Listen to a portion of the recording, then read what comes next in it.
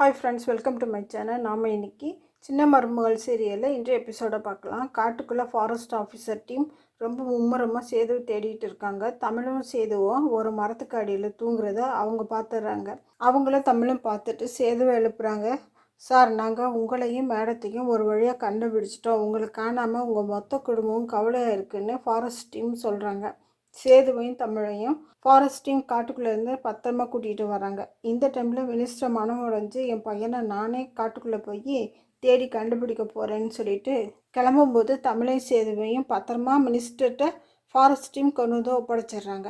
பையனை பார்த்து அப்பா பொங்கி பொங்கி ஆடுறாரு. போலீஸுக்கும் ஃபாரஸ்ட் டீமுக்கும் மினிஸ்டர் நன்றி சொல்கிறாரு. அடுத்து எல்லாரும் காட்டுச்சி அம்மன் கோயிலுக்கு போய் சாமி கும்பிட்றாங்க.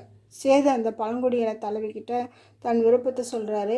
எங்கள் அம்மாவை நான் பார்த்ததே இல்லை, எனக்கு அவங்க மகளாக பிறக்கணும்னு தான் விசேஷ பூவை பறிக்க போனேன் அப்படின்னு சொல்லிட்டு அந்த பூவையும் அந்த அம்மாட்ட காமிக்கிறாரு. அந்த அம்மா, இதுதான் அந்த பூ, நீங்கள் பூவை சாமி காலடியில் வச்சுட்டு மண்ணை குவிச்சு விளக்கு ஏற்றுங்கன்ட்டு சொல்கிறாங்க. தமிழுக்கு வர பயமாக இருக்குது. தான் மாசமாக இல்லைன்னு புருஷனுக்கும் வீட்டாருக்கும் தெரிஞ்சால் என்ன ஆகுன்னு தெரியாமல் தவிக்கிறாங்க. இந்த டைமில் மண்ணை குவிச்சு விளக்கு ஏற்ற விளக்கு எரியவே இல்லை. மினிஸ்டரும் சேதுவும் ரொம்ப அப்செட் ஆயிடுறாங்க. கொஞ்ச நேரம் கழித்து விளக்கு எரிய, நான் கர்ப்பமாகவே இல்லையே, எப்படி இந்த விளக்கு எரியுதுன்னு தமிழுக்கு ஒன்றுமே புரியல. விளக்கு எரிஞ்சதில் மினிஸ்டருக்கும் சேதுக்கும் ரொம்ப ஹாப்பி. பழங்குடி மக்கள்கிட்ட சொல்லிட்டு மினிஸ்டர் குடும்பம் ஊருக்கு கிளம்புறாங்க.